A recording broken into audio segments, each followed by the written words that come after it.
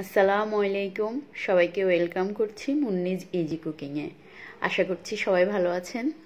আজকে আমি দেখাবো চিকেন মোমো, বা এটাকে অনেকে ডাম্পলিং নামেও পরিচিত। আর বাংলাদেশে এই খাবারটা খুবই পরিচিত এবং কি খুবই জনপ্রিয়, বাচ্চারা খুবই পছন্দ করে। এই লকডাউনে অনেকেই বাসায় খাচ্ছে কিন্তু বাহির থেকে খাবার খাচ্ছে না। এই জন্য আমি চেষ্টা করেছি এই খাবারটা বাসায় কীভাবে আপনারা রেস্টুরেন্টের সাথে খেতে পারবেন সেটা দেখানোর চেষ্টা করব। তো চলুন, এর জন্য আমাদের কি কি লাগছে আশা করছি আপনাদের কাছে ভালো লাগবে। আমি খুবই সহজভাবে দেখানোর চেষ্টা করেছি এবং টেস্টটাও ঠিক রাখার চেষ্টা করেছি। এরপর আমি দিয়ে দিচ্ছি এখানে 1.5 কাপ পরিমাণ ময়দা। তারপরে দিয়ে দিব এখানে আমি স্বাদ মতো লবণ।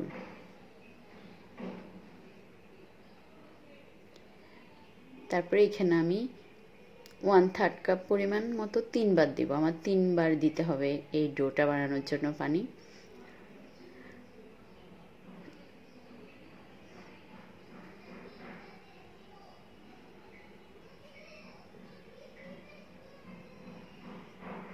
হয়ে গেছে আমার। এর সাথে দিয়ে দেব আমি 1 টেবিল চামচ পরিমাণ মতো সয়াবিন তেল। আর এই ডোটা একটু খেয়াল করে করতে হবে যাতে একদম নরম না হয়ে যায়, খুব শক্ত না হয়ে যায়। এরকম একটা ডো হবে। 1 টেবিল চামচ পরিমাণ মতো তেল দিয়ে দিচ্ছি। এখন সবগুলোকে একসাথে মিশিয়ে আমি একটি ডো বানিয়ে নেব খুব সুন্দর করে। দেখুন এটা কেমন হয়েছে।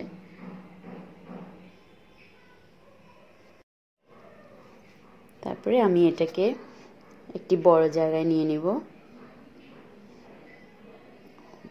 এটাকে আমি রেখে দিব 10 থেকে 15 মিনিটের জন্য একটা জায়গায়। এটাকে আমি রেখে দিব। এরপর আমি ভিতরের ফুডটা রেডি করব। এর জন্য আমি নিয়ে নিচ্ছি এখানে 1 কাপ পরিমাণ মতো চিকেন। এই চিকেনটাকে আমি ব্লেন্ডারে ব্লেন্ড করে নিয়েছি। এরপরে এটার সাথে দিয়ে দিচ্ছি আমি এখন স্বাদ মতো লবণ।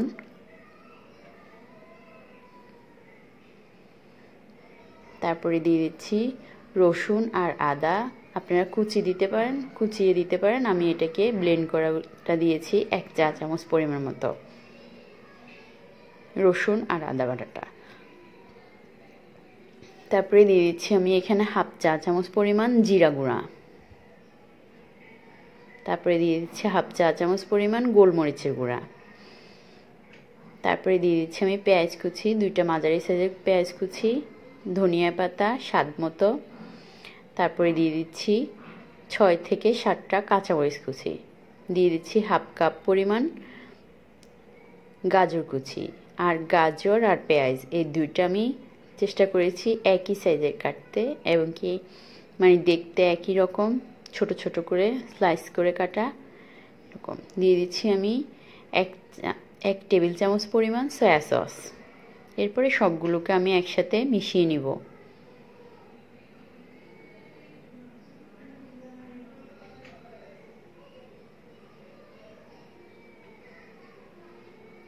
আমি আদাটা ঠিক এইভাবে কেটেছি, দেখুন পেঁয়াজটাও সেমভাবে কেটেছি।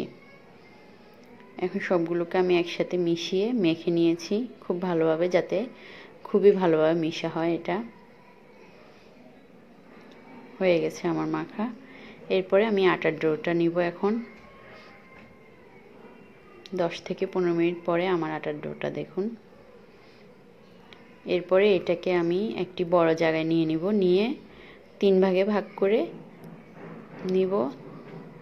হালকা একটু গুঁড়ি মেশাবো, যতটুকু লাগে তার চেয়ে একটু কম চেষ্টা করব গুঁড়ি মেশানোর জন্য। হালকা একটু গুঁড়ি দিয়ে আমি এবার এটাকে 3টা ভাগে ভাগ করে নেব।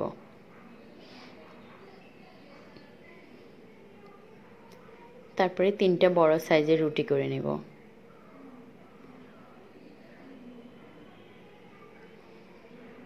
এই রুটিটা হবে ঠিক এরকম, খুব বেশি পাতলাও না মোটাও না, এই টাইপের একটা রুটি। নর্মালি আমরা যে রুটিগুলো খাই সেটার থেকে একটু পাতলা টাইপের হবে। এরপরে দিয়ে দিচ্ছি আমি এখানে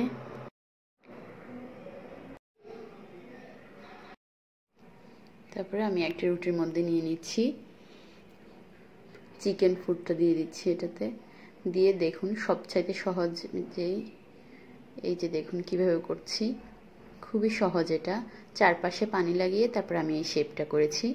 এই শেপটা আপনারা যদি চান একই ডিজাইন করবেন তাহলে সব একই ডিজাইন করতে পারেন, বা এক একটা এক একভাবে করতে পারেন। তবে আমি যেটা সবচাইতে সহজ সেটাই আজকে দেখাচ্ছি।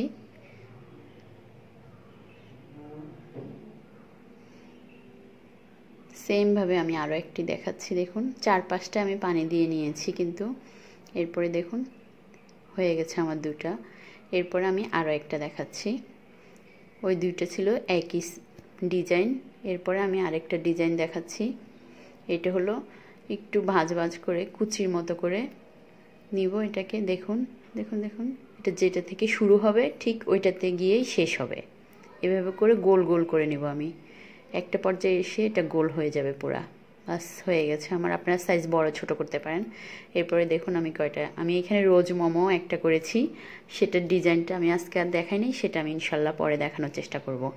এরপরে চুলায় একটি হাঁড়ি বসিয়ে এটার মধ্যে আমি 2 কাপ পরিমাণ বা 3 কাপ পরিমাণ পানি দিয়েছি। দিয়ে এটার উপরে একটি নেট জালি দিয়েছি। এটাতে দেখুন কি দিয়েছি, আপনাদের কাছে এই টাইপের যে কোনো ছাঁকনি আপনারা দিতে পারেন। তারপরে একটু তেল ব্রাশ করে নিচ্ছি আমি। তেলটা অবশ্যই ব্রাশ করতে হবে। তারপরে আমি ডাম্পলিংগুলো দিয়ে দিচ্ছি, মোমোগুলা।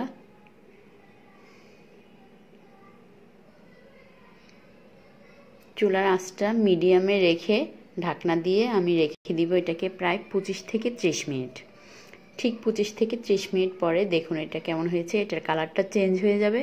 আর এটা হাতের সাথে কিছুই লাগবে না, ভাপ লাগবে না, কিছুই লাগবে না, পানি লাগবে না, শুকনো শুকনো লাগবে। তখনই আমি এটাকে নামিয়ে ফেলবো। 25 থেকে 30 মিনিট আমি রেখেছি এটা। দেখুন এটা খুব ইজিলিভাবে উঠে আসতেছে। এটাকে আমি 2 ভাবে করেছি। এখানে আমি আরেকটা ভাবে দিয়েছি। আপনারা এই টাইপের যে কোনো ছাঁকনি দিয়ে করতে পারেন। আর এটা খেতে অসম্ভব মজা হয়েছে। আপনারা অবশ্যই বাসায় একবার ট্রাই করবেন। এটা খেতে খুবই মজা, কোনো অংশে কম হয়নি রেস্টুরেন্টে চাইতে। আশা করি আপনাদের কাছে ভালো লাগবে। আর আমার রেসিপি যদি ভালো লাগে তাহলে অবশ্যই আমার চ্যানেলটি সাবস্ক্রাইব করবেন, লাইক কমেন্ট শেয়ার করতে ভুলবেন না। এখন আমি আপনাদেরকে একটা ভিতরটা দেখিয়ে দিচ্ছি, এর ভিতরটা কেমন হয়েছে। দেখুন এটা কতটা পারফেক্ট হয়েছে, খুবই মজা হয়েছে। আপনারা না করলে বুঝবেন না, অবশ্যই করবেন। সবাই খুব ভালো থাকবেন। আল্লাহ হাফেজ।